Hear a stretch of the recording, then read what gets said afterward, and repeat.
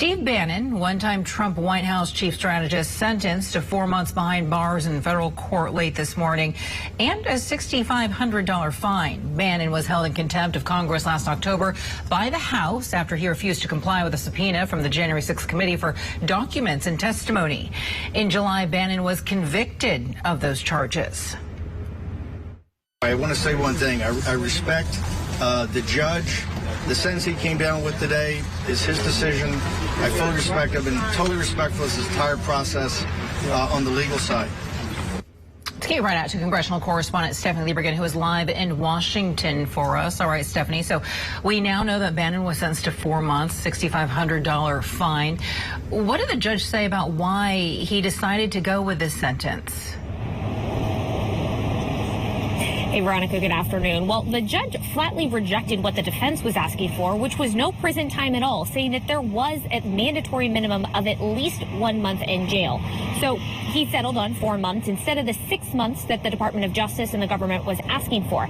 As for that fine, he went well below what the government wanted. The government wanted a $200,000 fine assessed on Bannon. Instead, the judge issued just a $6,500 fine. Now, the judge said in his sentencing today that he recognized that Bannon's contempt of Congress could have been worse, that Bannon was at least communicating via his attorneys with the committee and going back and forth. He didn't just flatly 100% without any communication ignore the subpoena. But at the same time, Bannon has never expressed remorse for not complying with the subpoena, and he has still to this day not even turned over a single document to respond to the subpoena from the January 6th Select Committee. So part of the judge's decision today, as he said in the courtroom, was that he wants to deter future contempt of Congress and make it clear that American citizens across the country do need to respect the authority of the subpoena from Congress, Veronica. And moments ago, Stephanie, we were watching video of Bannon addressing the cameras after the sentencing. What more have we heard from Bannon? He seemed pretty level-headed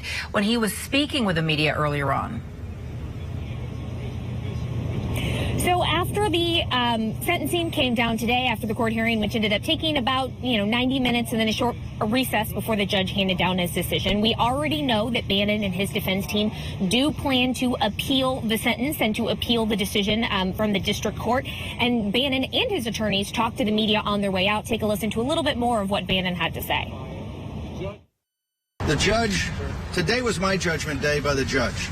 And he stated for the appeal, we'll have a very vigorous appeals process. I've got a great legal team, and there'll be multiple areas of appeal. But, as that sign says right there, can we have the vote sign? On November 8th, on November 8th, there's going to have judgment on the illegitimate Biden regime, and quite frankly, that Nancy Pelosi and the entire committee. Now, the defense argued today that Bannon repeatedly tried to comply with the congressional subpoena and that the executive privilege that they say was invoked by the former president was really what stood in the way. So that's likely to be a key part of the appeal that we are expecting them to file. All right. So 4 months in the meantime, $6,500 fine that you said that they are going to try to appeal. What happens to Bannon in the meantime?